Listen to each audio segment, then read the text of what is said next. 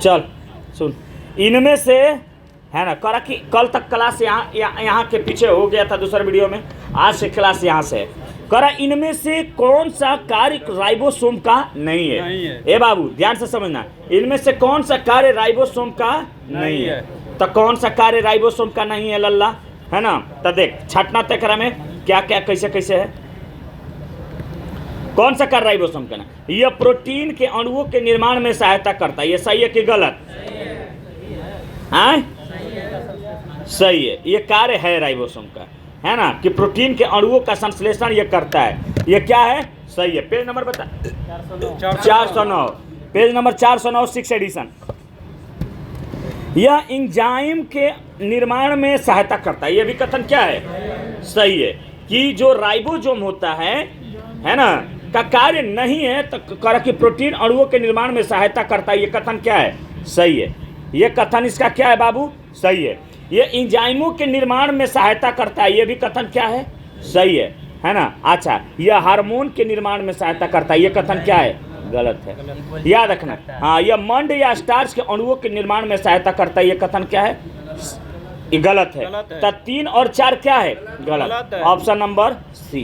अब देख आगे देख, राइबोसोम का खोज प्लेडे ने नामक वैज्ञानिक ने किया था। तब पूछेगा कि राइबोसोम का खोज किसने किया था? प्लेडे ने। किसने? प्लेडे ने। और इसे प्लेडे कण के नाम से भी जाना जाता है। राइबोसोम को किस कण के नाम से जाना जाता है? प्लेड कण। कौन सा कण? प्लेड कण। कौन कण रे? प्लेडे के कण के नाम से जानते हैं। क्लियर? आगे देखिएगा, कह कि राइबोसोम को कोशिका का सर्वत्रिक कोशिकांग भी कहा जाता है। पूछेगा कि कोशिका के सर्वत्रिक कोशिकांग के नाम से किसे जाना जाता है? राइबोसोम को। राइबोसोम प्रोकैरियोटिक तथा यूकैरियोटिक दोनों में होता है। सही है ना? अच्छा, प्रोकैरियोटिक में कितना है? 70 है। यूकैरियोटिक में 80 है। 70 एस का विखंडन 30 और 50, 80 एस का 40 और 60, 40 और 60। राइबोसोम में कोई कोशिका झिल्ली नहीं पाई जाती है। कथन क्या है? सही है, कि राइबोसोम जो है ना, इसमें कोई भी कोशिका झिल्ली नहीं पाई जाती है। ई कोलाई नामक बैक्टीरिया में कुल 10,000 राइबोसोम पाए जाते हैं। याद रखना, ये क्वेश्चन पूछा हुआ है कि ई कोलाई नामक बैक्टीरिया में टोटल कितने राइबोसोम पाए जाते हैं? 10,000। कहा हजार?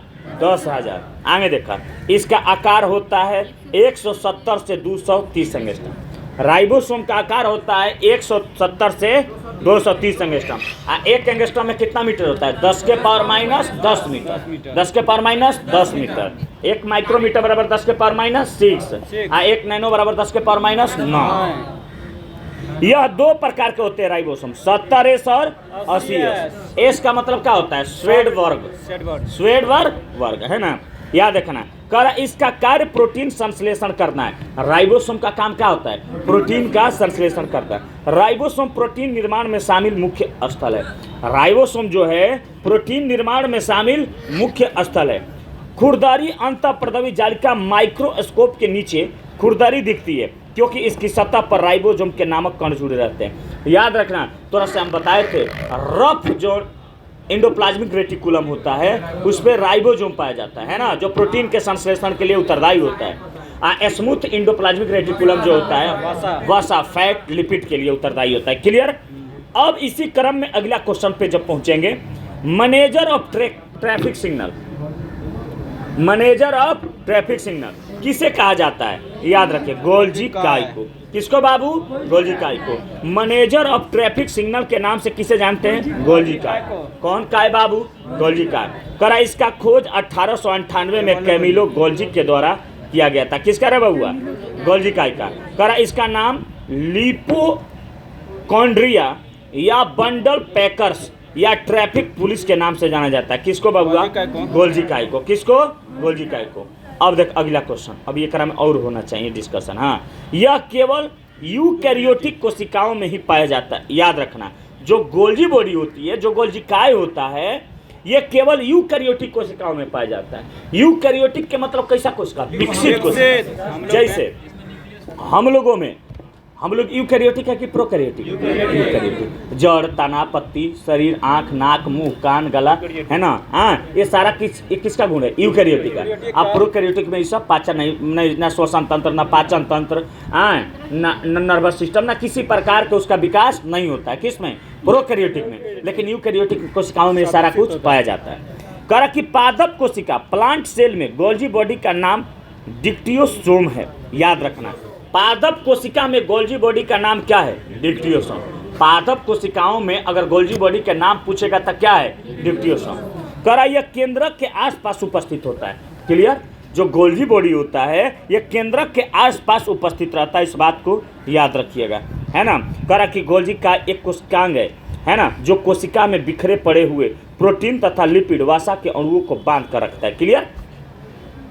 कोशिका में जितना लिपिड और प्रोटीन है इधर के उधर ना छितराए, है ना, इसको बांध के रखने का काम कौन करता है? गोल्जी का है, गोल्जी बॉडी, है ना। याद रखिएगा, गोल्जी बॉडी टीआरएनए की सहायता करता है ना, क्योंकि टीआरएनए एक स्थानांतरण आरएनए है जो प्रोटीन अणुओं को लेकर जाता है ना। एक जगह से दूसरे जगह प्रोटीन के अणुओं को लेकर जाने का काम कौन करता है? टीआरएनए। कौन आरएनए? टीआरएनए, है ना। गोल्जी बॉडी जो रहता है टीआरएनए का क्या करता है? सहायता करता है। अगला क्वेश्चन देखिए बाबू, केंद्रक के अलावा यह अंगक जिसमें डीएनए होता है ना। आपको पता है कि केंद्रक में डीऑक्सीराइबोन्यूक्लिक एसिड पाया जाता है, डीएनए। अब उसके अलावा डीएनए कहाँ पाया जाता है? तो याद रखिएगा, माइटोकॉन्ड्रिया में, है ना। केंद्रक के अलावा डीएनए कहाँ पाया जाता है? माइटोकॉन्ड्रिया में। कह रहा कि केंद्रक के अलावे डीएनए माइटोकॉन्ड्रिया हरित लवक में भी पाया जाता है। तो अब देख बाबूआ, अब यहाँ से क्वेश्चन पूछा हुआ है दरोगा का कि आखिर डीएनए कहाँ कहाँ पाया जाता है? पहला केंद्रक, दूसरा माइटोकॉन्ड्रिया और तीसरा नील हरित शैवाल, यारे हरित लवक कौन है? क्लोरोप्लास्ट। हरित लवक को क्या बोलते हैं? क्लोरोप्लास्ट। कह कि माइटोकॉन्ड्रिया को कोशिका का ऊर्जा घर, पावर हाउस एनर्जी कहा जाता है। माइटोकॉन्ड्रिया को कोशिका का ऊर्जा घर यानी पावर हाउस एनर्जी भी कहा जाता है। इसमें डीएनए उपस्थित होता है, वृत्ताकार डीएनए होता है। कह रहा माइटोकॉन्ड्रिया अर्ध स्वायत्त यानी सेल्फ ऑटोनोमस बॉडी होता है, क्योंकि यह 70 से 80% अपना काम खुद ही कर लेता है। याद रखिएगा, कोशिकाओं में पाए जाने वाला एक ऐसा कोशिकांग जो माइटोकॉन्ड्रिया होता है उसे सेल्फ स्वायत्त यानी कि सेल्फ ऑटोनोमस बॉडी के नाम से जानते हैं। क्यों? अर्ध स्वायत्त का मतलब होता है कि सेल्फ ऑटोनोमस, है ना, कि माने अपना अधिकांश काम वो अपने से कर ले। बात समझ में? और कौन होता है? माइटोकॉन्ड्रिया। लगभग केवल 70 से 80% काम अपना खुद से कर लेता है। कौन करता है? माइटोकॉन्ड्रिया। माइटोकॉन्ड्रिया कोशिका के कोशिका द्रव में पाया जाता है। क्लियर है? अरे तोरा के बताए थे ना, दो बात बताए थे, एगो कोशिका, एगो साइटोप्लाज्म और दूसरा कौन है? न्यूक्लियोप्लाज्म। बताए थे आप लोगों को, हाँ बताए थे कि एगो बताए थे कोशिका द्रव और दूसरा बताए थे केंद्रक द्रव। तो सुन, कोशिका द्रव्य कहाँ होता है? केंद्रक झिल्ली। अरे केंद्र के बाहर केंद्रक झिल्ली होता है, अच्छा, और कोशिका के बाहर क्या होता है? कोशिका झिल्ली। ये दोनों के बीच में जो पदार्थ होता है उसे क्या कहते हैं? कोशिका द्रव। कोशिका द्रव, है ना। लेकिन एगो होता है प्रोटोप्लाज्म। कौन प्लाज्म? प्रोटोप्लाज्म। तो प्रोटोप्लाज्म क्या होता है कि पूरा कोशिकाओं में जो पदार्थ पाया जाता है उसे क्या कहते हैं? प्रोटोप्लाज्म। क्लियर? जिसे हिंदी में जीव द्रव्य कहते हैं। क्लियर? आ केंद्रक झिल्ली और कोशिका झिल्ली के बीच में जो पदार्थ पाया जाता है उसे क्या कहते हैं? कोशिका द्रव्य। क्या कहते हैं बाबू? कोशिका द्रव्य। याद रखिएगा, है ना। चलिए अब आगे की ओर बढ़ते हैं। आगे की ओर बढ़ते हुए कथन को कोशिका द्वारा ऊर्जा, करा कि कोशिका के द्वारा अगर बात करेंगे, है ना, कोशिका द्वारा ऊर्जा स्रोत के रूप में एटीपी का उपयोग किया जाता है। कोशिका के द्वारा ऊर्जा के रूप में किसका उपयोग किया जाता है? एटीपी का यूज किया जाता है। देखा था कैसे लाइट बनी, देखला उन्हें लगा देगा उन्हीं पे, है ना। करा कोशिका के द्वारा ऊर्जा स्रोत के रूप में एटीपी का उपयोग किया जाता है। माइटोकॉन्ड्रिया का अपना डीएनए और राइबोसोम होता है, इसमें आरएनए उपस्थित होता है। याद रखिएगा, माइटोकॉन्ड्रिया जो है ना उसमें अपना डीएनए और राइबोसोम होता है। माइटोकॉन्ड्रिया में अपना डीएनए और राइबोसोम होता है और इसमें आरएनए उपस्थित होता है। क्लियर? कल माइटोकॉन्ड्रिया प्रथम उदयंती कोशिका है। याद रखिए, कहेगा कोशिका का प्रथम उदयंती कोशिका कौन है? माइटोकॉन्ड्रिया। कौन है? माइटोकॉन्ड्रिया। कहा कि सबसे पहले कोलिकर के द्वारा माइटोकॉन्ड्रिया को कीड़ों की मांसपेशियों में दिखा गया। कह रहा है कि सर्वप्रथम माइटोकॉन्ड्रिया को सबसे पहले माइटोकॉन्ड्रिया को कीड़ों की मांसपेशियों में किसने देखा था? कोलिकर ने। कौन देखा था? कोलिकर ने। माइटोकॉन्ड्रिया के खोज 1890 में अल्टमैन और फ्लेमिंग ने किया था। पूछेगा कि माइटोकॉन्ड्रिया को सर्वप्रथम कीड़ों की मांसपेशियों में किसने देखा था? कोलिकर ने। किसने देखा था? कोलिकर ने। अब माइटोकॉन्ड्रिया के खोज 1890 में कौन किया था? अल्टमैन और फ्लेमिंग ने किया था। याद रखिए, अल्टमैन और फ्लेमिंग ने। फ्रेडरिक मेप्स ने पादप कोशिका में माइटोकॉन्ड्रिया के खोज किया था। याद रखिएगा, फ्रेडरिक मेप्स ने पादप कोशिका में किसका खोज किया था? माइटोकॉन्ड्रिया का खोज किया था। पढ़ेंगे बाबू, उनका भी पढ़ेंगे, है ना। लेकिन पहले एक बार देख लेते हैं, किताब खरीदे हैं, पैसा लगाया था, इसको भी देख लेते हैं, उसके बाद वो बिटू जाके भी पढ़ेंगे। वेंसले और होर, वेंसले और होर, इन्होंने यकृत कोशिकाओं में पहली बार माइटोकॉन्ड्रिया को अलग किया था। आपसे क्वेश्चन पूछेगा कि यकृत कोशिकाओं में पहली बार माइटोकॉन्ड्रिया को अलग कौन किया था? वेंसले और होर ने। वेंसले और होर ने। माइटोकॉन्ड्रिया प्रोकैरियोटिक कोशिकाओं में अनुपस्थित होती है। माइटोकॉन्ड्रिया जो होता है प्रोकैरियोटिक कोशिकाओं में क्या रहता है? अनुपस्थित होता है। यानी कि जो अविकसित कोशिका होती है उसमें माइटोकॉन्ड्रिया नहीं पाया जाता है, जबकि यूकैरियोटिक कोशिकाओं में क्या रहता है? उपस्थित रहता है। यूकैरियोटिक कोशिकाओं में माइटोकॉन्ड्रिया क्या रहता है? उपस्थित रहता है, लेकिन प्रोकैरियोटिक कोशिकाओं में माइटोकॉन्ड्रिया उपस्थित नहीं होता है। कह रहा है कि माइटोकॉन्ड्रिया केंद्रक के बाद दूसरा सबसे बड़ा कोशिकांग है। क्लियर है? अरे देख, एगो सेल में सबसे बड़ा अगर कोई पदार्थ, कोई कोशिकांग है तो कौन है? केंद्रक। सेल में अगर सबसे बड़ा अगर सेल है तो इस सेल में सबसे बड़ा कौन होता है? न्यूक्लियस, केंद्रक। अगर न्यूक्लियस के बाद अगर दूसरा कोई सबसे बड़ा कोशिकांग है तो कौन है? माइटोकॉन्ड्रिया। कौन है बउआ? माइटोकॉन्ड्रिया। कौन है चेला? माइटोकॉन्ड्रिया। ये बात को आप लोग याद रखिएगा, है ना। यकृत कोशिकाओं में पहली बार माइटोकॉन्ड्रिया को अलग कौन किया था? वेंसले और होर ने। वेंसले और होर ने, याद रखिएगा। माइटोकॉन्ड्रिया प्रोकैरियोटिक कोशिकाओं में अनुपस्थित होता है, जबकि यूकैरियोटिक कोशिकाओं में क्या रहता है? उपस्थित रहता है। आगे देख, माइटोकॉन्ड्रिया के बात करेंगे बाबू। दिलीप बाबू थोड़ा क्वेश्चन नंबर, अरे क्वेश्चन नंबर कौन सा है? क्वेश्चन नंबर है 12। क्वेश्चन नंबर 12 है दिलीप। अब आ जाइए क्वेश्चन नंबर 12 पे। अभी और है, कह रहा कि माइटोकॉन्ड्रिया केंद्रक के बाद दूसरा सबसे बड़ा कोशिकांग है ना। कह रहा कि माइटोकॉन्ड्रिया केंद्रक के बाद दूसरा सबसे बड़ा क्या है? कोशिकांग है, जिसका व्यास 0.1 से 1.0 माइक्रोमीटर होता है। याद रखना रे बाबुआ, है ना। जो माइटोकॉन्ड्रिया जो कोशिका में पाया जाता है, कौन है बबुआ? माइटोकॉन्ड्रिया। तो ये जो माइटोकॉन्ड्रिया है ना, याद रखना, जिसका व्यास 0.1 से 1.0 माइक्रोमीटर के बराबर होता है, जिसकी 0.2 से 1.0 माइक्रोमीटर होता है, जिसकी लंबाई 1 से 4 माइक्रोमीटर तक होता है। करा कि केंद्रक के बाहर डीएनए माइटोकॉन्ड्रिया और लवक में पाया जाता है। याद रखना, केंद्रक के बाहर अगर डीएनए की बात करेंगे तो माइटोकॉन्ड्रिया और लवक में पाया जाता है। याद रखना, डीएनए मुख्यतः केंद्रक में पाया जाता है, और डीएनए मूल रूप से कहाँ पाया जाता है? केंद्रक में। केंद्रीय झिल्ली में क्या होता है? रंध्र होता है, छेद होता है ना। ये रंध्र नाभिक और कोशिका द्रव के बीच में अणुओं के आवागमन को क्या करता है? नियंत्रित करता है। इस बात को याद रखिएगा। अब आ जाइए 13 नंबर क्वेश्चन। बाबू रे ध्यान से समझिए, है ना। 13 नंबर क्वेश्चन आप लोग ध्यान से समझिएगा। चलिए 13 नंबर क्वेश्चन, करा कि निम्नलिखित में से जो नीचे लिखा गया है में कौन सा कथन सर्वोत्तम ढंग से यह व्यक्त करता है कि आरएनए में थायमिन के स्थान पे यूरेसिल का उपयोग क्यों किया जाता है? उसको बस समझ आ रहा है? सुन रे, कह रहा है ना कि निम्नलिखित में से कौन सा कथन सर्वोत्तम ढंग से यह व्यक्त करता है कि आरएनए में थायमिन के स्थान पे यूरेसिल का उपयोग क्यों किया जाता है ना। तो देख रहे बबुआ, क्यों किया जाता है? क्योंकि यूरेसिल का संश्लेषण ऊर्जा के दृष्टि से क्या है? सस्ता है ना, इसीलिए इसका उपयोग किया जाता है। आरएनए में यूरेसिल पाया जाता है। आरएनए में क्या पाया जाता है? यूरेसिल, है ना। डीएनए में क्या था? थायमिन। थायमिन के जगह पे यूरेसिल आ जाता है, जबकि डीएनए में थायमिन पाया जाता है। डीएनए में, आरएनए में यूरेसिल, जबकि डीएनए में थायमिन पाया जाता है। याद रखिएगा। आरएनए अणु अस्थायी होते हैं। आरएनए अणु क्या होते हैं? अस्थायी। अस्थायी होता है कि अस्थायी? अस्थायी। डीएनए दोहरे हेलिक्स संरचना का होता है। डीएनए कैसा होता है? दोहरे हेलिक्स संरचना का होता है। आरएनए का प्रकार mRNA, tRNA और rRNA। आरएनए का प्रकार क्या होता है? mRNA, tRNA और rRNA होता है। याद है, मैसेंजर आरएनए, ट्रांसफर आरएनए और rRNA। हाँ, याद रखिएगा, राइबोजोनिक वाला है। एमिनो, अब देख 14 नंबर क्वेश्चन ध्यान से समझ रहे, 45 क्वेश्चन है। करा कि एमिनो अम्ल में कौन सा प्रकार्यात्मक समूह सीधे पेप्टाइड आबंध बनाने के लिए शामिल होता है?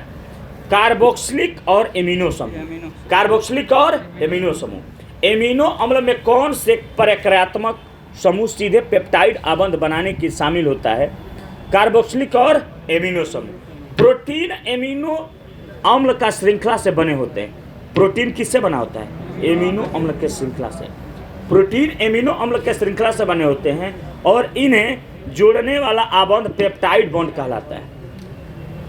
और इसे जोड़ने वाला आबंध क्या कहलाता है? पेप्टाइड बंध कहलाता है। पेप्टाइड बंध का निर्माण के बात करेंगे तो यह एमिनो अम्ल का कार्बोक्सिलिक समूह यानी कि COOH दूसरे एमिनो अम्ल के एमिनो समूह NH2 के साथ क्या करता है? क्रिया करता है। करा इस क्रिया में पानी H2O निकलता है, इसे संघनन अभिक्रिया कहते हैं। प्रोकैरियोटिक का अपरिभाषित केंद्रक क्षेत्र कहलाता है। प्रोकैरियोटिक का अपरिभाषित केंद्रक क्षेत्र क्या कहलाता है? केंद्र काभ कहलाता है। ये बड़ी ऐसा क्वेश्चन सेट में पूछता है।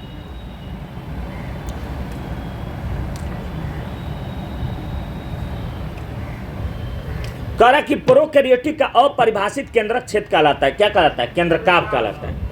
प्रोकैरियोटिक कोशिकाओं का डीएनए केंद्रक होता है, वह क्षेत्र केंद्रकाभ कहलाता है। लेकिन यह किसी झिल्ली से घिरे नहीं होता है ना। केंद्रकाभ जो रहता है किसी झिल्ली से घिरा नहीं होता है। प्राक केंद्र की कोशिका में झिल्ली युक्त कोशिका का क्या रहता है? अभाव होता है और इसमें कोशिका भित्ति होती है।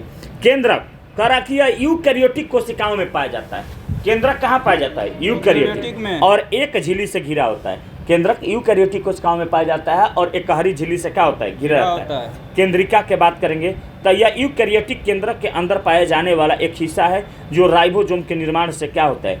जुड़ा है। केंद्रिका जो है यह यूकैरियोटिक केंद्रक के अंदर पाया जाने वाला एक हिस्सा है जो राइबोसोम के निर्माण से क्या है? जुड़ा है। न्यूक्लिक अम्ल की अगर बात करेंगे तो कह रहा है ये डीएनए और आरएनए का होता है। न्यूक्लिक अम्ल यह डीएनए और आरएनए होता है जो अनुवांशिक सामग्री है। न्यूक्लिक अम्ल क्या होता है? अनुवांशिक सामग्री। जो डीएनए और आरएनए होता है जो अनुवांशिक सामग्री है। याद रखना, प्रोकैरियोटिक कोशिकाओं में झिल्ली युक्त कोशिकांग नहीं पाया जाता है। प्रोकैरियोटिक जो कोशिका होती है इसमें झिल्ली युक्त कोशिकांग नहीं पाया जाता है। प्रोकैरियोटिक राइबोसोम की उप इकाई संरचना 50S और 30S होता है जो आपस में मिलकर 70S प्रोकैरियोटिक राइबोसोम बनाते हैं। इस बात को याद रखिएगा। कह रहा है कि बाबू 1950 के दशक के पहले संरचनात्मक अध्ययनों के लिए इंटेक्ट डीएनए को पृथक करने में अक्षमता मुख्य रूप से किस आणविक विशेषता के कारण था? याद रखिए, डीएनए के बृहद बहुलक प्रकृति और भंगुरता। याद रखना इस बात को, है ना, कि 1950 के दशक से पहले संरचनात्मक अध्ययनों के लिए इंटेक्ट डीएनए को पृथक करने में अक्षमता मुख्य रूप से किस आणविक विशेषता का कारण था? डीएनए के बृहद बहुलक प्रकृति की भंगुरता। 1950 के दशक में पहले वैज्ञानिक संपूर्ण इंटेक्ट डीएनए को संरचनात्मक अध्ययन के लिए अलग नहीं कर पाए थे क्योंकि डीएनए अत्यधिक बड़ा और अत्यंत भंगुर होता था। डीएनए खिंचाव से टूट जाता था। डीएनए खिंचाव से क्या होता था? टूट जाता था। लंबी, पतली और धागेनुमा संरचना होने के कारण निकलते समय नष्ट हो जाता था। 1953 में डीएनए को द्विकुंडलित संरचना के खोज वाटसन और क्रिक ने किया था। डबल हेलिक्स मॉडल जो था डीएनए का, इसका रिसर्चर कौन था? वाटसन और क्रिक। वाटसन और क्रिक था। एनएडी जैसे एंजाइम सहकारक मुख्य रूप से क्या करते हैं? एनएडी जैसे एंजाइम सहकारक मुख्य रूप से क्या करते हैं? क्या करते हैं बाबू? संक्रमण अवस्था को स्थिर कर सक्रिय ऊर्जा को निम्न करके। NAD जैसे एंजाइम सहकारक मुख्य रूप से संक्रमण अवस्था को स्थिर करके संकीर्ण ऊर्जा को निम्न करते। NAD+ या NADH एक महत्वपूर्ण को एंजाइम है जो एंजाइमों के साथ मिलकर रेडॉक्स अभिक्रिया करता है ना। इसका कार्य क्या होता है NAD का, देख। एंजाइम के द्वारा बनाई जाने वाली संक्रमण अवस्था को स्थिर करना, एंजाइम के द्वारा बनाई गई संक्रमण अवस्था को क्या करना, स्थिर करना, है ना। एंजाइम के द्वारा बनाई जाने वाली संक्रमण अवस्था को क्या करना है, स्थिर करना है। याद रखना इस बात को बाबू, है ना। चल आगे देख। करकी जिससे अभिक्रिया की सक्रियता ऊर्जा कम हो जाती है। आगे देखा 18 नंबर क्वेश्चन। निम्नलिखित में से किस वैज्ञानिक ने निम्नलिखित कथन पे सभी कोशिकाओं का निर्माण पूर्ववर्ती कोशिकाओं से होता है, यह कथन किसका है? रुडोल्फ विर्चो का। किसको रे बबुआ? रुडोल्फ विर्चो का। किसको? रुडोल्फ विर्चो का ये कथन है कि याद रखिएगा, रुडोल्फ विर्चो का ये कथन है कि सभी कोशिकाओं का निर्माण पूर्ववर्ती कोशिकाओं से होता है। ये किसका कथन है? रुडोल्फ विर्चो का। पुरकिंजे की बात करेंगे तो कोशिका के द्रव पदार्थ के लिए प्रोटोप्लाज्म शब्द दिए गए, है ना। पूछेगा कि कोशिका के द्रव पदार्थ के लिए प्रोटोप्लाज्म शब्द किसने दिया? पुरकिंजे ने। किसने दिया था? पुरकिंजे ने। केंद्रक का खोज कौन किया? Robert brown. केंद्रक का खोज कौन किया था? रॉबर्ट ब्राउन, है ना। इसका जाका बुक है बाबू। करा कि रॉबर्ट हुक जो सूक्ष्मदर्शी का उपयोग करके सूक्ष्म जीवों की कल्पना करने वाले व्यक्ति थे, उन्होंने कोशिका की खोज किया था। रॉबर्ट हुक ने किसका खोज किया था? कोशिका का। और केंद्रक का खोज कौन किया? Robert brown. अब कोशिका द्रव में पदार्थ के लिए प्रोटोप्लाज्म शब्द किसने दिया? पुरकिंजे। कौन दिया बबुआ? पुरकिंजे। लाइसोसोम के खोज कौन किया? डी डुबे, है ना। ले डुबी नामक वैज्ञानिक ने 1955 में किया था। याद रखिए, लाइसोसोम के खोज कौन किया? डी डुबे ने। कब किया था? 1955 में। जीव द्रव यानी प्रोटोप्लाज्मा का नामकरण पुरकिंजे ने कब किया था? 1839 में।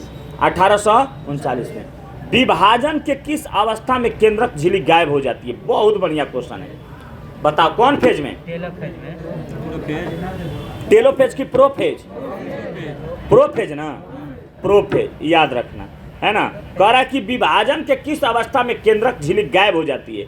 प्रोफेज। विभाजन के प्रोफेज अवस्था में केंद्रक झिल्ली क्या हो जाती है? गायब हो जाती है। पानी बा क्यों? कहा पानी पिलावा। चलिए,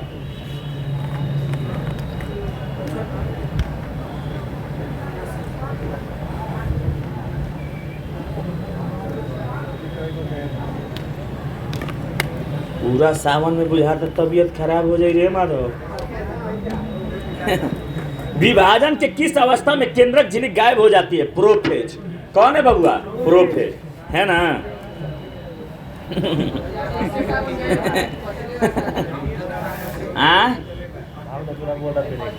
बाग रे माधव। समसूत्री विभाजन के पहले चरण जिसे प्रोफेज कहते हैं, समसूत्री विभाजन के पहले चरण जिसे क्या कहते हैं? प्रोफेज कहते हैं। यह केंद्रक झिल्ली धीरे धीरे गायब होने लगती है। याद रखना, प्रोफेज कहते हैं। समसूत्री विभाजन के पहले चरण को क्या कहते हैं? प्रोफेज कहते हैं। और इसमें केंद्रक झिल्ली धीरे धीरे गायब होने लगती है और इसके बाद गुणसूत्र कोशिका के केंद्र में व्यवस्थित हो जाते हैं। मेटाफेज फिर एनाफेज में कोशिका के विपरीत सिरों की ओर खिंच जाते हैं। टेलोफेज में केंद्रक का आवरण फिर से बन जाता है। टेलोफेज में केंद्रक का आवरण फिर से क्या होता है? बन जाता है ना। ठंडा लगता भीतर है, मच्छर काट दिल बरसन का रहे ना हो सकता कि मच्छर काट दिया हुआ। हाँ, माइटोसिस के सूत्री विभाजन का प्रथम चरण प्रोफेज है जो इंटरफेज के एस और G2 अवस्था के अनुसरण करता है। कोशिका झिल्ली का प्राथमिक कार्य कोशिका के अंदर और बाहर पदार्थों के आवागमन को क्या करता है? विनियमित करता है। ऑक्सीजन विसरण द्वारा कोशिका झिल्ली यानी सेल मेम्ब्रेन के पार संचलन कर सकता है। क्लियर है? ऑक्सीजन विसरण द्वारा कोशिका झिल्ली यानी सेल मेम्ब्रेन के पार संचलन कर सकता है। DNA और RNA के बारे में निम्नलिखित में से कौन सा कथन सत्य है? समझना, DNA और RNA के बारे में निम्न में से कौन सा कथन सत्य है? समझना, आरएनए उत्प्रेरक कार्यों के सहित कार्य करता है। सही है, आरएनए उत्प्रेरकी कार्यों के सहित कई कार्य करता है। ये कथन क्या है? सही है। आरएनए एक बहुमुखी अणु है। आरएनए क्या है? एक बहुमुखी अणु है ना। याद रखना, जो जीवन के लिए आवश्यक विभिन्न कार्य को क्या करता है आरएनए। करा कि कुछ प्रकार के आरएनए जैसे राइबोजाइम उत्प्रेरक कार्य को प्रदर्शित करते हैं। उत्प्रेरक आरएनए की खोज ने पारंपरिक मान्यता को चुनौती दी कि केवल प्रोटीन ही एंजाइम के रूप में कार्य कर सकते हैं। क्लियर है? आगे देख, किस प्रकार के आरएनए केंद्रक में डीएनए से आनुवांशिक सूचना के कोशिका द्रव्य में राइबोसोम तक पहुंचाता है, जहां यह प्रोटीन संश्लेषण को निर्देशित करता है। कौन आरएनए है? Messenger RNA, mRNA. अब एक बारे में समझना, एमआरएनए क्या है। एमआरएनए का अर्थ संदेशवाहक आरएनए है। एमआरएनए का अर्थ क्या है? संदेशवाहक आरएनए। कर यह केंद्रक में डीएनए से कोशिका द्रव्य में राइबोसोम तक आनुवांशिक सूचना के परिवहन के लिए क्या होता है? जिम्मेदार होता है। याद रखना, एमआरएनए का काम क्या होता है? कर एमआरएनए का अर्थ संदेशवाहक आरएनए है। एमआरएनए का मतलब क्या होता है? संदेशवाहक या मैसेंजर आरएनए। कर यह केंद्रक में डीएनए से कोशिका द्रव्य में राइबोसोम तक आनुवांशिक सूचना के परिवहन के लिए क्या है? जिम्मेदार है। प्रतिलेखन की प्रक्रिया के दौरान डीएनए का उपयोग एमआरएनए के उत्पादन के लिए टेम्पलेट के रूप में किया जाता है। सही है? प्रतिलेखन की प्रक्रिया के दौरान डीआरएनए का उपयोग एमआरएनए के उत्पादन के लिए टेम्पलेट के रूप में किया जाता है। एमआरएनए में न्यूक्लियोटाइड का क्रम आनुवांशिक कोड नियमों का पालन करते हुए प्रोटीन के एमिनो एसिड के क्रम के क्या होता है? अनुरूप होता है। डीएनए संरचना का सही मॉडल किसने बनाया था? पता है? वाटसन और क्रिक ने। वाटसन और क्रिक ने। डीएनए में प्रोटीन बनाने की जानकारी होता है। सही बात है। डीएनए में डीऑक्सीराइबोन्यूक्लिक एसिड में प्रोटीन बनाने की क्या होता है? जानकारी होता है। डीएनए की मॉडल डबल हेलिक्स होती है और इसकी खोज किसने किया था? वाटसन और क्रिक ने। वाटसन और क्रिक ने, याद रखिएगा। हाँ वही है, चले गए हम बोरा में। करा कि डीएनए डीऑक्सीराइबोन्यूक्लिक एसिड होता है। शरीर में ऊतकों का निर्माण होता है, किससे होता है? प्रोटीन से। इसीलिए आप लोग प्रोटीन खाइए बाबू, खाते रहिए। प्रोटीन और टीन का सेवन करिए, खुद प्रोटीन खाइए। आप प्रोटीन खाइएगा तबे ना शरीर में ऊतक बनेगा आप लोगों का। जैसे देखा सबीना के, हम तो खाइए रहे हैं, लेकिन एक बार पता ना सबीना का है कमजोरी लगता है।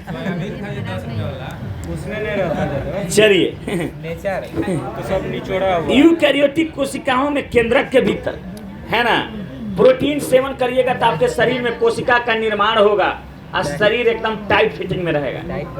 क्या रे बोल दे ओकरा के तनी प्रोटीन खाओ। का हार गइल बा? हाँ, बोका कहीं का तू फ्रेंडशिप दे के दिने एनआईटी घूमता रहे, ओकरा के कहता रहे गलत काम करता है।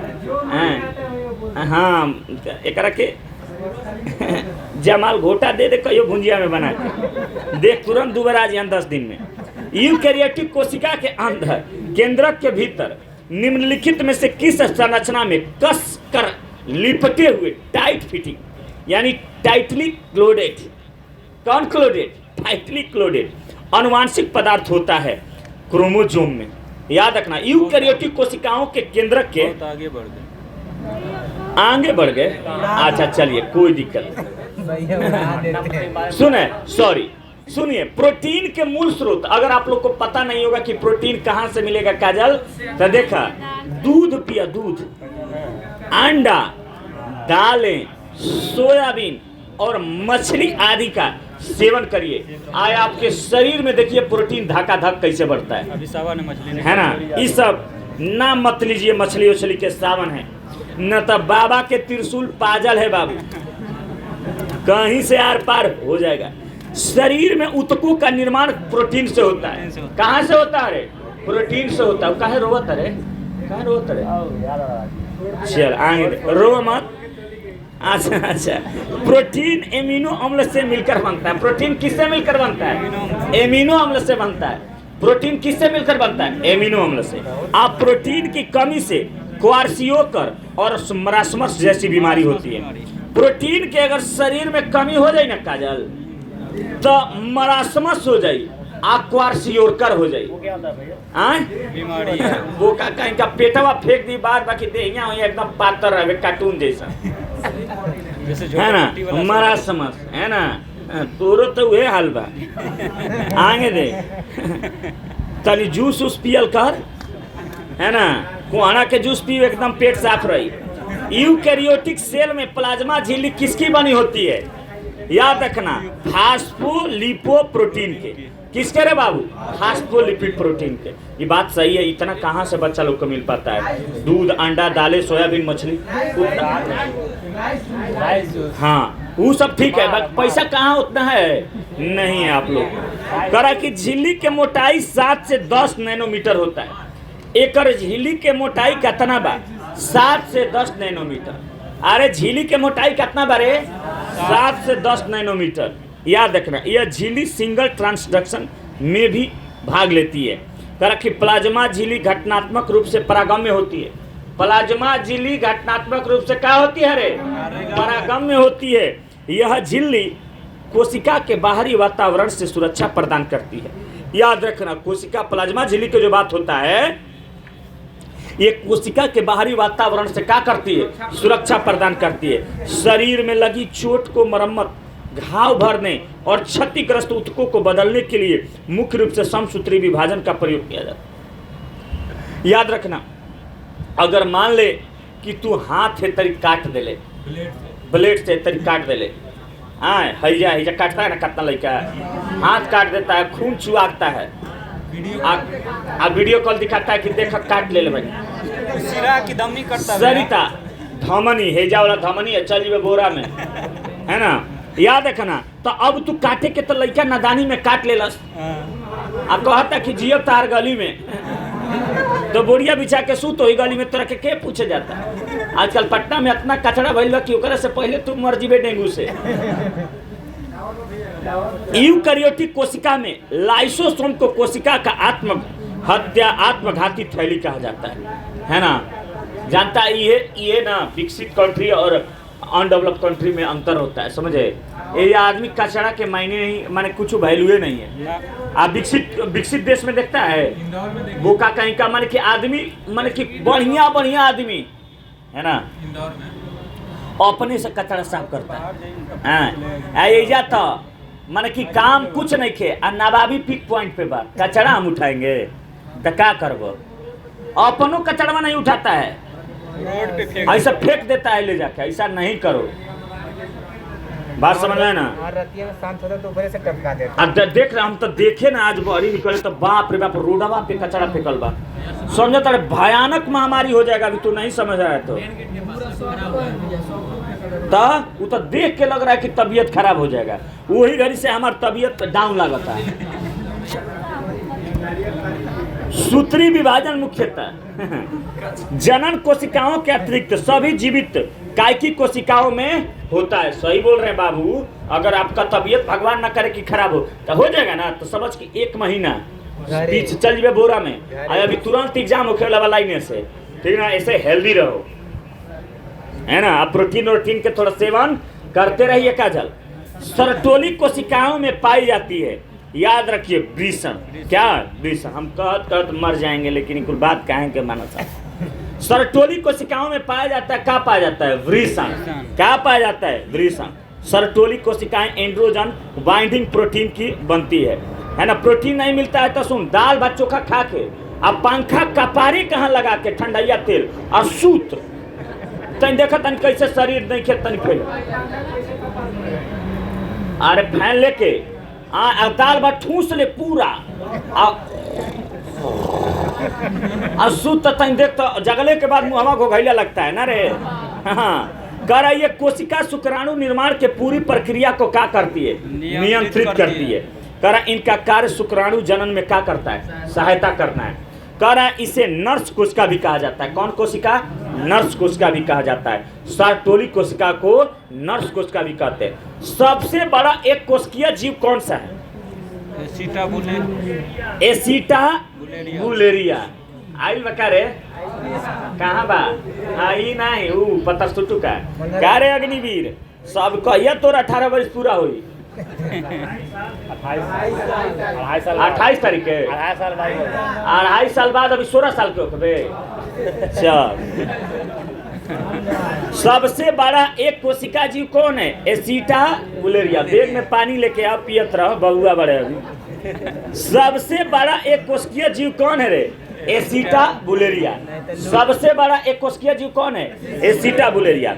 एसिटा बुलेरिया एक एकल कोशिका वाला क्या है? शैवाल है। यह बहुत बड़ा हो सकता है, परंतु 5 से 10 सेंटीमीटर तक। याद रखना।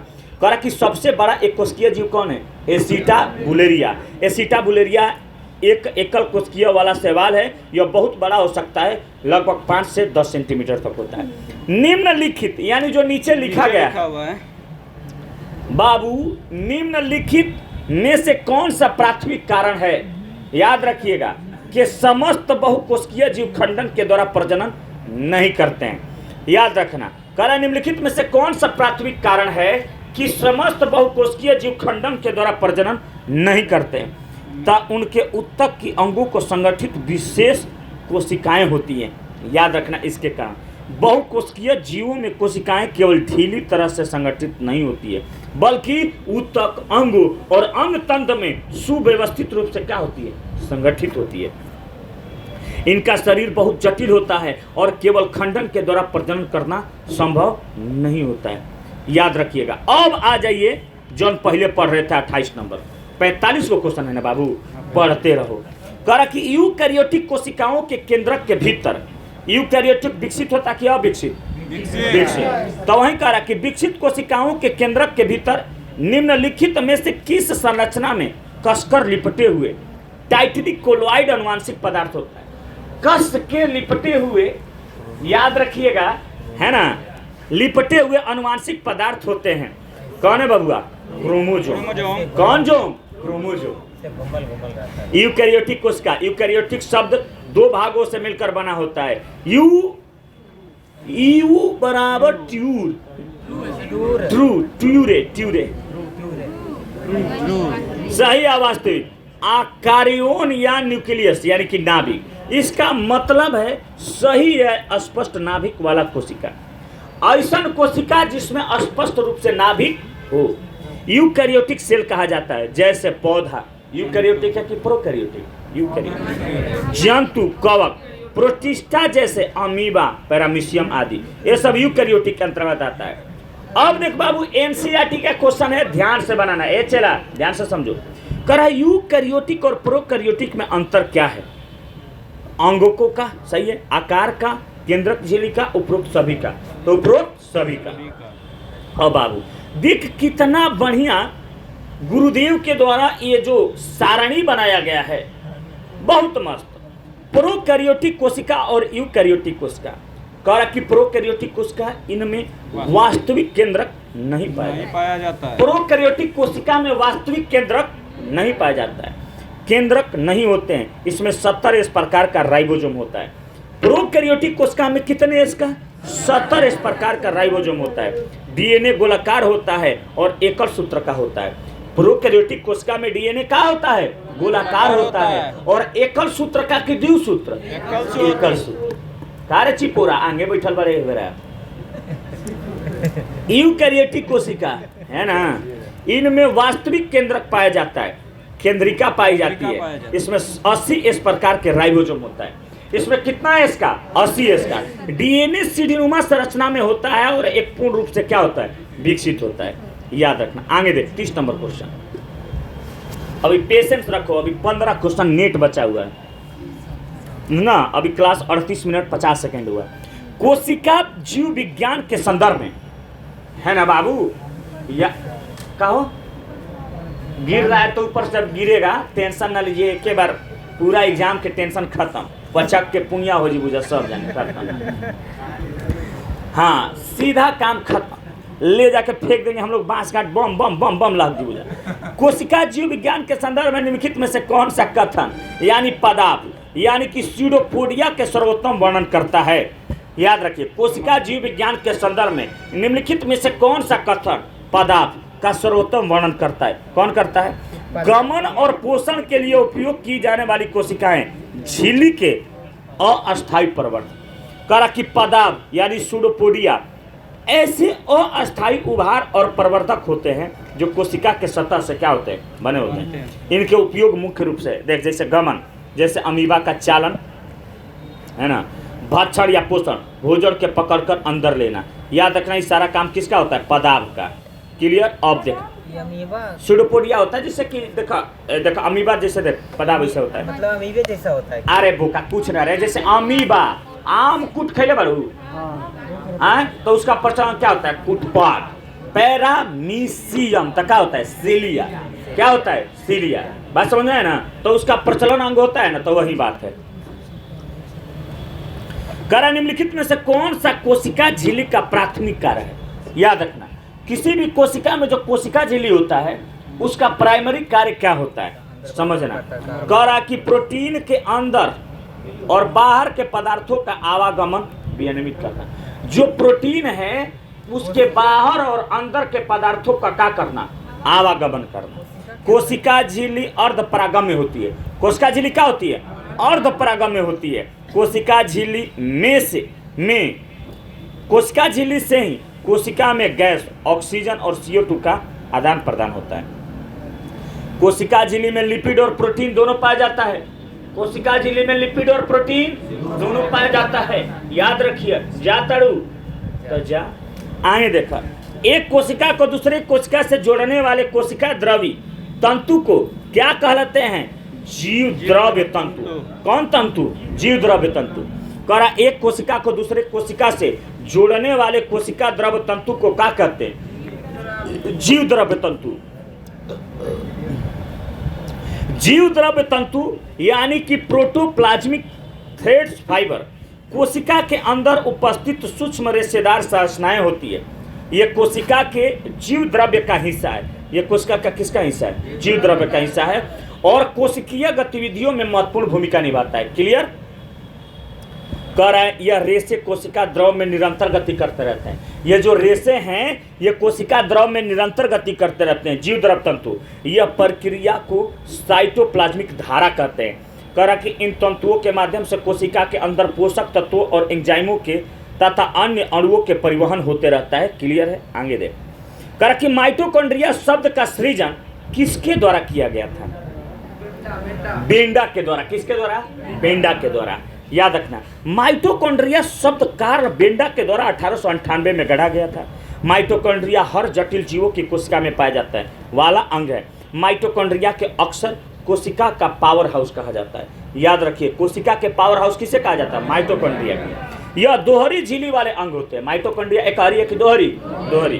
कह रहा है यह कोशिकीय श्वसन यानी ATP ऊर्जा उत्पादन के लिए क्या होता है, महत्वपूर्ण होता है। कौन है बबुआ, माइटोकॉन्ड्रिया। कह रहा माइटोकॉन्ड्रिया में अपना स्वयं का वृत्ताकार DNA और राइबोसोम होता है। माइटोकॉन्ड्रिया में अपना स्वयं का वृत्ताकार DNA और क्या होता है, राइबोसोम होता है, जो उन्हें अपने कुछ प्रोटीन के संश्लेषित करने की अनुमति देता है, जो उनकी विकासवादी उत्पत्ति को क्या करता है, दर्शाता है। माइटोकॉन्ड्रिया कोशिका वृद्धि, विभेदन और कैल्शियम सिग्नलिंग को क्या करता है, नियंत्रित करता है। माइटोकॉन्ड्रिया कोशिका में वृद्धि, विभेदन और कैल्शियम सिग्नलिंग का क्या करता है, नियंत्रित करता है। प्रोटीन की सबसे छोटी रचनात्मक इकाई कौन सा है, एमिनो अम्ल। कौन है बाबू, एमिनो अम्ल। अब देख आगे प्रोटीन के बारे में पूरा बन। प्रोटीन शरीर के निर्माण और मरम्मत के लिए क्या होता है, आवश्यक होता है। शरीर के निर्माण और मरम्मत के लिए आवश्यक तत्व कौन सा है, प्रोटीन। कहा कि एमिनो अम्ल प्रोटीन की सबसे छोटी रचनात्मक इकाई है। शरीर में 20 प्रकार के एमिनो अम्ल पाया जाता है। शरीर में कितने प्रकार के एमिनो अम्ल, 20 प्रकार के। DNA में प्रोटीन बनाने की जानकारी होती है। DNA में किसका बनाने की जानकारी होता है, प्रोटीन बनाने की जानकारी होता है।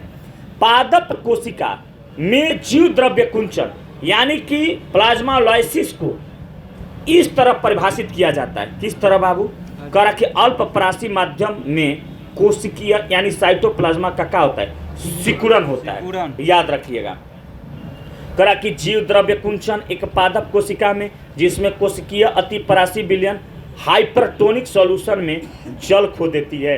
करा कि अतिपराशी विलयन में विलय की सांद्रता ऊंच होती है। अतिपराशी विलयन में विलय की सांद्रता क्या होती है, ऊंच होती है। अल्प परासी विलयन की अगर बात करेंगे, हाइपोटोनिक सॉल्यूशन, कह रहा कि कोशिका के जल को प्राप्त करेगी और क्या होगी, फूल जाएगी। अल्प परासी जो होता है क्या होता है, सिकुड़ जाता है। अल्प परासी अल्प परासी क्या होता है, फूल जाएगा, है ना। अति परासी क्या होता है, सिकुड़ जाता है। क्या होता है, सिकुड़ जाता है। सम परासी में कोई चेंज नहीं होता है, याद रखना। यानी अल्प, अरे एक होता है हाइपोसोनिक, एक होता है हाइपर। देख, सम परासी होता है आइसोटोनिक। सम परासी विलयन में विलय की सांद्रता समान होती है। कोशिका ना तो सिकुड़ती है और ना ही फैलती है, याद फूलती है। पादप कोशिका में रिक्तिकाएं मुख्य रूप से कोशिका की स्फीति और कठोरता प्रदान में कार्य करती है। कोशिका के भीतर रिक्तिका लवण, खनिज, वर्णक और प्रोटीन के क्या करती है, भंडारण करती है। पादप कोशिका में कोशिका झिल्ली के बाहर एक और दृढ़ भित्ति होती है जिसे कोशिका भित्ति कहते हैं, जिसे क्या कहते हैं, कोशिका भित्ति कहते हैं। क्लियर है, रिजिड सेल वॉल कहते हैं। पादप कोशिकाओं में रसधानी मुख्यतः बड़े आकार के होते हैं। पादप कोशिकाओं में रसधानी क्या होते हैं, बड़े आकार के होते हैं, लेकिन जंतु कोशिकाओं में रसधानी छोटे आकार के होते हैं। पादप कोशिकाओं में रसधानी बड़े आकार के होते हैं और जंतु, प्लास्टिड बोले तो लवक, पादप और शैवाल की कोशिकाओं में पाया जाने वाला दोहरा झिल्ली वाला अंग है। याद रखना, जो प्लास्टिड होता है ना, पादप और शैवाल, प्लास्टिड जो है पादप और शैवाल कोशिका में पाए जाने वाली दोहरी झिल्ली वाले अंग है। यह भोजन और भंडारण में क्या करता है, सहायता करता है। कौन है बबुआ, प्लास्टिड। प्लास्टिड कहाँ पाया जाता है, पादप और शैवाल में। प्लास्टिड कहाँ कहाँ पाया जाता है लल्ला, पादप और शैवाल में पाया जाता है। क्लियर, आगे देख, हरित लवक, कौन लवक, हरित लवक, यानी क्लोरोप्लास्ट। प्लास्टिड रसधानी कोशिका भित्ति भी पादप कोशिकाओं में पाया जाता है। हरित लवक जिसे प्लास्टिड बोला जाता है, क्लोरोप्लास्ट, और रसधानी कोशिका भित्ति ये पादप कोशिकाओं में पाया जाता है। पादप कोशिका में संग्रहित वसा को शर्करा में रूपांतरित करने के लिए ग्लाइकोलाइसिस क्या होता है, उत्तरदायी होता है। याद रखना, बहुत इंपॉर्टेंट क्वेश्चन है। पादप कोशिकाओं में संग्रहित वसा को शर्करा में रूपांतरित करने के लिए ग्लाइकोलाइसिस क्या होता है, उत्तरदायी होता है। कौन उत्तरदायी होता है, ग्लाइऑक्सीसोम उत्तरदायी होता है। सॉरी, आगे देखिए, एक कोशिका को दूसरी कोशिका से जोड़ने वाले कोशिका द्रव्य तंतु जीव द्रव्य तंतु होता है। लवक बोले प्लास्टिड और सूत्रकणिका माइटोकॉन्ड्रिया दोनों में अपना अपना डीएनए और क्या होता है, राइबोसोम होता है। लवक बोले तो प्लास्टिड और सूत्रकणिका माइटोकॉन्ड्रिया दोनों में अपना अपना डीएनए और क्या होता है, राइबोसोम होता है। पादप कोशिका को भित्ति सेलुलोज और पैक्टिन की बनी होती है। बहुत बढ़िया क्वेश्चन है। पादप कोशिका भित्ति किसका बना होता है, सेलुलोज और पैक्टिन का, सेलुलोज और पैक्टिन का। रंगहीन लवक बोले तो कलरलेस प्लास्टिड्स ल्यूकोप्लास्ट कहलाता है। क्या कहलाता है, ल्यूकोप्लास्ट। रंगहीन लवक क्या कहलाता है, ल्यूकोप्लास्ट कहलाता है। क्लियर, आगे बढ़िए। कह रहा है क्वेश्चन अगला, क्वेश्चन नंबर 36। क्वेश्चन नंबर 36 क्या कह रहा है, मेरे बातों को ध्यान से समझते चलना है बाबू, है ना, समझिएगा। कह रहा है कि 36 नंबर क्वेश्चन है ना, 45 क्वेश्चन है टोटल। हमारे शरीर की कोशिकाओं में उपस्थित अम्ल होता है, क्या होता है, डीऑक्सीराइबोन्यूक्लिक अम्ल होता है। हमारे शरीर के कोशिकाओं के सेल में उपस्थित अम्ल क्या होता है, डीऑक्सीराइबोन्यूक्लिक अम्ल, डीऑक्सीराइबोन्यूक्लिक अम्ल होता है। आगे देख, हमारे शरीर की कोशिकाओं में उपस्थित अम्ल डीऑक्सीराइबोन्यूक्लिक अम्ल होता है। यह हमारी वंशानुगत जानकारी को क्या करता है, संचित रखता है। यह कोशिका के नाभिक में पाया जाता है। यह कहाँ पाया जाता है, कोशिका के नाभिक में पाया जाता है। डीएनए हमारे गुणसूत्र का मुख्य घटक है, याद रखना। आगे देख, 37 नंबर क्वेश्चन, निम्नलिखित में से कौन सा एक कोशिकीय जीव नहीं है, बताओ तो। स्पाइरोगाइरा, बाद बाकी ईस्ट, प्लाज्मोडियम और प्रोटोजोआ, ये सब क्या है, एक कोशिकीय है। हाँ, कवक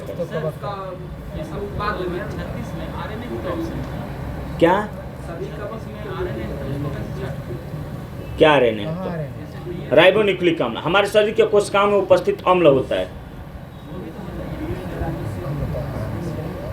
हाँ, ये भी होता है, राइबोन्यूक्लिक अम्ल भी होता है, डीऑक्सीराइबोन्यूक्लिक अम्ल भी होता है। लेकिन इसमें कहाँ लिया है डीऑक्सीराइबोन्यूक्लिक, हमारे शरीर के कोशिकाओं में उपस्थित अम्ल डीऑक्सीराइबो, ये हमारी वंशानुगत जानकारी को क्या करता है, संचित करता है ना।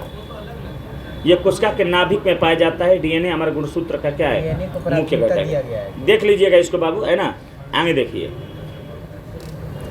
स्पाइरोगाइरा एक बहुकोशिकीय जीव है। यह हरे रंग का शैवाल का एक फिलामेंट प्रकार है जो पानी के ताजे निकाय में पाया जाता है और इसका नाम, अरे सुन रहे ध्यान से, इसमें क्लोरोप्लास्ट से लिया गया है जो सर्पिल आकार का होता है। कैसा होता है, सर्पिल।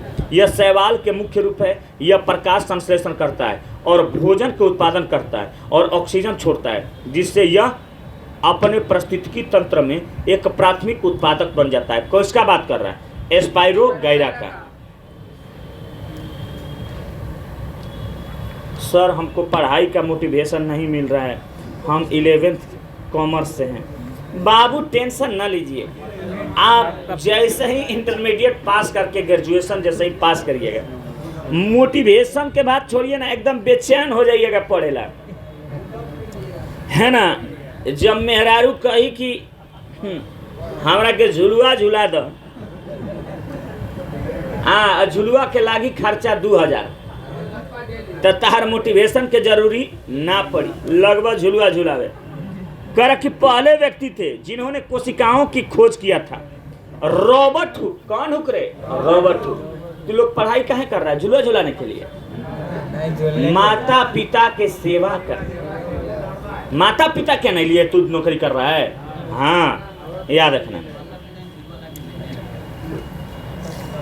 ड्राइवर साहब भी गंजा हैं, याद रखिएगा। हाँ उनका भी बाजार क्या है, खत्म है। लड़का सब ध्यान देते रहता है, आगे के पूरा लड़का लोग, उनको बाजार क्या है, खत्म। एकदम राम बाबा जैसा, रामदेव बाबा जैसा उनका फिगर होता है ना।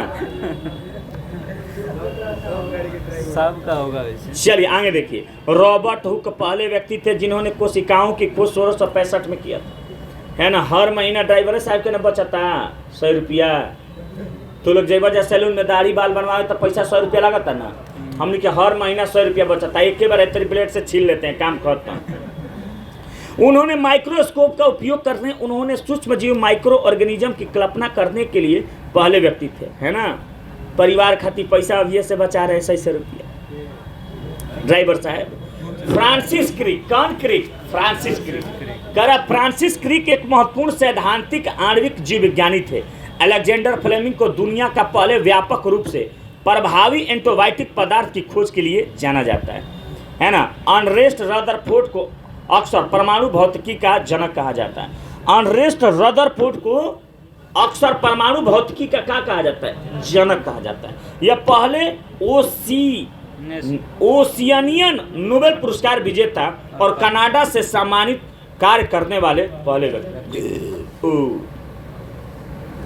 कोशिका का केंद्रक एक जेली जैसे पदार्थ से घिरा होता है, जिसे क्या कहते हैं, साइटोप्लाज्म। साइटोप्लाज्म। क्या कहते हैं रे, साइटोप्लाज्म। कोशिका का केंद्रक एक जेली जैसे पदार्थ से घिरा होता है, जिसे क्या कहते हैं, साइटोप्लाज्म। ये टोटल क्वेश्चन एनसीईआरटी के है ना। एनसीईआरटी क्वेश्चन, इसका डिस्कशन भी है, क्वेश्चन भी सारा। तू सेट बा एकरा के एकरा पढ़ ले, ओकरा को सेट मार ले, 2 बार रिवीजन कर ले, पता चलेगा कि सारा बायोलॉजी का क्वेश्चन यहीं से है ना। पहले पढ़ तो ले तब देख। कोशिका में केंद्रक और अन्य कोशिकांग सेल ऑर्गेनेल एक जेली जैसे पदार्थ से घिरे होते हैं, जिसे साइटोप्लाज्म कहा जाता है। क्या कहा जाता है, साइटोप्लाज्म। यह एक जेली जैसा पदार्थ है जो कोशिका झिल्ली और केंद्रक के बीच कोशिका को क्या करता है, भरता है। यह जेली जैसा पदार्थ होता है जो कोशिका झिल्ली और केंद्रक के बीच कोशिका को क्या करता है, भरता है। यह केंद्रक के बाहर स्थित कोशिका की संपूर्ण सामग्री है। केंद्रक के बाहर स्थित कोशिका के संपूर्ण क्या है, सामग्री है, जिसमें साइटोसोल तरल पदार्थ और ऑर्गेनेल क्या है, शामिल है ना। यह 70 से 80% पानी और शेष 20% खनिज पदार्थ होता है, याद रखना है ना। बाबू कह रहा कि इसमें 70 से 80% पानी और शेष 20% क्या होता है, खनिज होता है ना। आगे देख, कह रहा कोशिका द्रव्य यानी साइटोप्लाज्म वह जलीय जैसा तरल भाग है जहां अंगक विलंबित रहते हैं, साइटोसोल कहते हैं। यह जैव अणु जैसे प्रोटीन, वसा, अम्ल और न्यूक्लियोटाइड के जैव संश्लेषण का क्या है, स्थल है। यह अपशिष्ट पदार्थों को हटाने और रिक्तिकाओं के द्वारा विघटित करने से पहले उन्हें क्या करता है, घोल देता है। कोशिका जीव विज्ञान में एक बड़ा द्विझिल्लीदार डबल मेम्ब्रेन क्या है जिसे कभी कभी कोशिका की केंद्रीय इकाई के रूप में जाना जाता है? कह रहा कोशिका जीव विज्ञान में एक बड़ा द्वि झिल्लीदार क्या है जिसे कभी कभी कोशिका की केंद्रीय इकाई के रूप में जाना जाता है, क्योंकि इनमें गुणसूत्र होते हैं जो आनुवांशिक सामग्री का वहन करते हैं। सबको पता है क्या है? न्यूक्लियस, जिसे केंद्रक के नाम से जाना जाता है। आगे बढ़िए, सही उत्तर न्यूक्लियस है। न्यूक्लियस एक बड़ा द्विझिल्लीदार अंगक है जिसे कभी कभी कोशिका की केंद्रीय इकाई के रूप में जाना जाता है, क्योंकि इसमें गुणसूत्र होते हैं जो आनुवांशिक सामग्री को क्या करते हैं? वहन करते हैं। करक यह यूकैरियोटिक कोशिकाओं में पाया जाने वाला एक झिल्लीदार बाध्य अंगक है। नाभिक बनाने वाले मुख्य संरचनाएं परमाणु लिफाफा है और एक द्वि झिल्ली जो पूरे अंग को घेर लेती है, इसकी सामग्री को सेलुलर साइटोप्लाज्म से अलग करती है। न्यूक्लियर मैट्रिक्स, जिसमें न्यूक्लियर लेमिना शामिल है। न्यूक्लियस के भीतर एक नेटवर्क है जो मैकेनिकल सपोर्ट जोड़ता है, और ठीक उसी तरह जैसे साइटोस्केलेटन सेल को पूरी तरह से सपोर्ट करता है। इसमें गुणसूत्र व्यवस्थित डीएनए होता है। इसमें कौन होता है? गुणसूत्र उपस्थित डीएनए होता है। इलेक्ट्रॉन सूक्ष्मदर्शी के तहत कौन सा कोशिकांग सेल ऑर्गेनेल या तो समूह या एकल छोटे बिंदु के रूप में दिखाई देता है जो कोशिका द्रव में स्वतंत्र रूप से तैरता है? राइबोसोम। कौन है बाबुआ? राइबोसोम। याद रखना लल्ला। आगे देख क्वेश्चन, सही उत्तर कौन है? राइबोसोम। कह कि राइबोसोम प्रोटीन संश्लेषण की जिम्मेदार कोशिका की क्या है? संरचना है। प्रोटीन के संश्लेषण के लिए उत्तरदायी कारक कौन है? राइबोसोम। कह कि पॉलीराइबोसोम राइबोसोम के समूह होते हैं जो एक आरएनए, कौन आरएनए? एक आरएनए और पर उपस्थित हो सकते हैं और प्रोटीन बना सकते हैं, और प्रत्येक पॉलीपेप्टाइड के एक किनारा बन सकता है। इस बात को याद रखिएगा, है ना। आगे देख बाबू, कह रहा कि इन समूहों को पॉलीराइबोसोम कहा जाता है। इन समूहों को क्या कहा जाता है? पॉलीराइबोसोम का। यह जब वे कोशिका द्रव में मुक्त होते हैं तो उन्हें मुक्त पॉलीराइबोसोम यानी एमआरएनए के द्वारा जुड़ा हुआ कहा जाता है। राइबोसोम कोशिका के प्रोटीन कारखाने होते हैं, याद रखना। राइबोसोम कोशिका के क्या होते हैं? प्रोटीन कारखाने। यानी कि कोशिका के प्रोटीन कारखाना किसको बोलते हैं? राइबोसोम को। राइबोसोम एमिनो अम्ल का एक साथ जोड़कर पॉलीपेप्टाइड श्रृंखला बनाता है, जिन्हें कार्यात्मक प्रोटीन बनाने से पहले और संशोधित किया जाता है। माइटोकॉन्ड्रिया के बारे में निम्नलिखित में से कौन सा कथन सही है? ध्यान से समझना। माइटोकॉन्ड्रिया केवल बैक्टीरिया में मौजूद होता है? नहीं। माइटोकॉन्ड्रिया सभी जीवित कोशिकाओं में पाया जाता है? नहीं। सभी जीवित कोशिकाओं में पाया जाता है? नहीं, है ना। प्रोकैरियोटिक में माइटोकॉन्ड्रिया थोड़ी नहीं पाया जाता है, दोनों गलत।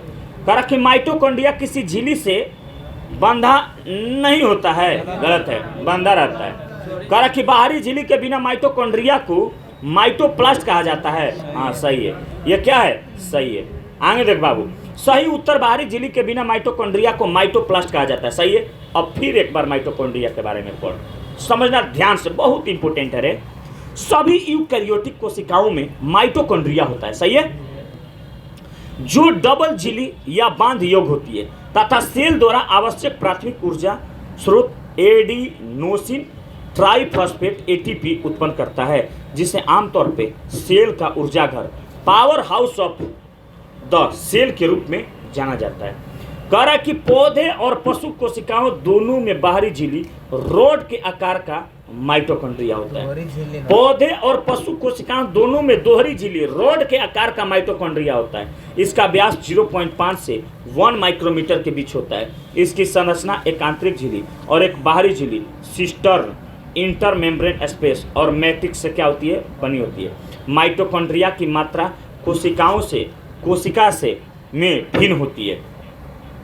आरबीसी जो एक प्रकार की जीवित कोशिका है, उसमें माइटोकॉन्ड्रिया की कमी होती है, जबकि यकृत कोशिकाओं में लगभग 2000 प्रति कोशिका होती है। यूकैरियोटिक्स के विपरीत बैक्टीरिया में माइटोकॉन्ड्रिया या क्लोरोप्लास्ट जैसे झिल्ली बद्ध अंग नहीं होते हैं। बाहरी झिल्ली के बिना माइटोकॉन्ड्रिया को माइटोप्लास्ट कहा जाता है। क्लियर है? याद रखना, बाहरी झिल्ली के बिना माइटोकॉन्ड्रिया को क्या कहते हैं? माइटोप्लास्ट कहते हैं। इंपॉर्टेंट क्वेश्चन है। माइटोकॉन्ड्रिया संकेतन, कोशिकीय विभेदन, सेलुलर डिफरेंटेशन, कोशिकीय मृत्यु सेल डेथ और कोशिका चक्रवृद्धि के रख रखाव भी करता है। याद रखना, बड़ी जिम्मेवारी है रे माइटोकॉन्ड्रिया को। माइटोकॉन्ड्रिया की अपनी आनुवांशिक सामग्री होती है। माइटोकॉन्ड्रिया के अपनी एक क्या होती है? आनुवांशिक सामग्री होती है। याद रखिएगा, माइटोकॉन्ड्रिया की अपनी एक आनुवांशिक सामग्री होती है। इंटरमेम्ब्रेन स्पेस प्रोटीन और फास्फोलिपिड को परतों के बीच एक बाधा के रूप में कार्य करता है, जो बाहरी झिल्ली और आंतरिक झिल्ली को क्या करते हैं? बनाते हैं। आगे देखिएगा, माइटोकॉन्ड्रिया की बाहरी झिल्ली पेरिन नामक एक अद्वितीय प्रोटीन की बनी होती है। याद रखना, माइटोकॉन्ड्रिया की एक बाहरी झिल्ली किसके नामक अद्वितीय प्रोटीन से बना होता है? पेरिन नामक, और पोरिन सॉरी, और इसकी सतह को कवर करती है। मानव माइटोकॉन्ड्रिया को जीनोम गोलाकार डीएनए। मानव माइटोकॉन्ड्रिया का जीनोम क्या है? गोलाकार डीएनए। एक डिस्कशन में खासा एनसीईआरटी भरल है, याद रखना इस बात को। ये कोई लाइन फालतू नहीं, पूरा पढ़ने वाला है। हाँ, एक एक लाइन इंपोर्टेंट है। कहा कि प्रोकैरियोटिक यानी प्राक केंद्रीय कोशिका के संबंध में निम्नलिखित में से कौन सा कथन सही नहीं है? याद रखना, कौन सही नहीं है? झिल्ली युक्त कोशिका अंगक यानी सेल ऑर्गेनेल उपस्थित होते हैं। ये कथन क्या है? सही नहीं है। बाद बाकी उनके पास ऑर्गेनेल के रूप में केवल बहुत छोटे राइबोसोम होते हैं। ये कथन क्या है? सही है। उनके गुणसूत्र केवल न्यूक्लिक अम्ल के बने होते हैं। यह भी कथन क्या है? सही है। उनका आकार आमतौर पर 1 से 10 माइक्रोमीटर की सीमा में होता है। यह भी कथन क्या है? सही है। कहा कि प्रोकैरियोटिक कोशिका सबसे आदिम कोशिका का प्रकार है, यानी प्रोकैरियोटिक जो कोशिका है सबसे प्राचीन कोशिका है। आदिम मतलब प्राचीन होता है, जिनमें किसी भी प्रकार के झिल्ली के बंधी आंतरिक संरचना नहीं होती है। प्रोकैरियोटिक में झिल्ली से बंधे अंगक अनुपस्थित होते हैं। क्लियर? कोशिकाओं में एक ही झिल्ली होती है और इसमें साइटोप्लाज्म होता है। सही है। उनकी कोशिका भित्ति एमिनो एसिड और कार्बोहाइड्रेट की बनी होती है। सही है।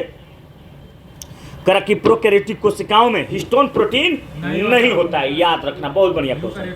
हाँ, यूकैरियोटिक में होता है। प्रोकैरियोटिक कोशिकाओं में हिस्टोन प्रोटीन नहीं होता है। जिन जीवों की कोशिका में केंद्रकाय झिल्ली होता है उन्हें यूकैरियोटिक कहा जाता है। क्या कहा जाता है? यूकैरियोटिक। 44 नंबर क्वेश्चन, करा कि डैश डैश को कोशिका के सुसाइड बैग आत्महत्या थैली कहा जाता है। कौन है? लाइसोसोम।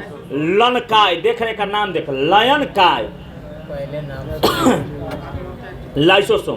करा कि लयन क्या या लाइसोसोम कि कोशिका के सुसाइड बैग आत्महत्या थैली के रूप में जाना जाता है। लाइसोसोम के खोज कौन किया? डी डुबे नामक वैज्ञानिक ने किया था। यह एकल झिल्ली सिंगल मेम्ब्रेन वाले अंग होते हैं। इनकी कोशिका पाचन तंत्र कहा जाता है, जो बृहद अणुओं प्रोटीन, लिपिड, कार्बोहाइड्रेट, न्यूक्लिक अम्ल को क्या करता है? तोड़ता है। यदि कोशिका ज्यादा क्षतिग्रस्त हो जाती है कि उसका मरम्मत संभव न हो तो थैली फटकर और कोशिका को क्या करती है? पचा देती है। जैसे हम लोग के कुर्ता रहता है, तो कुर्ता अगर फाटा रहता है तो क्या करते हैं? सी देते हैं। फाटल फूटा कुर्ता क्या करता है? सी देता है। अगर कहीं है जब बाजू कहाँ फाटा रहे, चाहे पेट कहाँ, चाहे केनियो, ज़्यादा तो यह पैंटे के जरिए फाटता है तो नहीं न रे। नियानी लगा दिया जाता है कि ना फाटी। खेले बचपन में नहीं लगता था पैंटवा में कि तू लोग हाई जंप लॉन्ग जंप मारेगा तो फाटेगा नहीं। क्रिकेट खेले बहुत फटता है ना पैंट।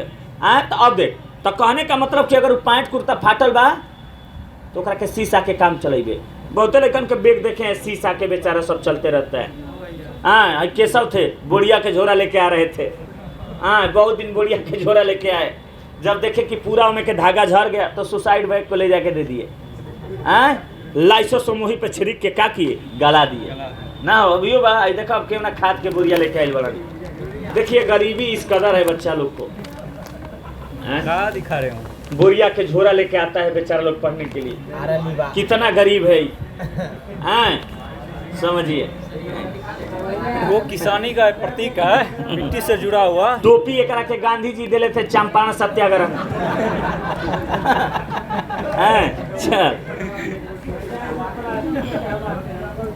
लाइसोसोम प्लास्टिक से तरह के प्लास्टिक मिल जाता है, धन भागवा।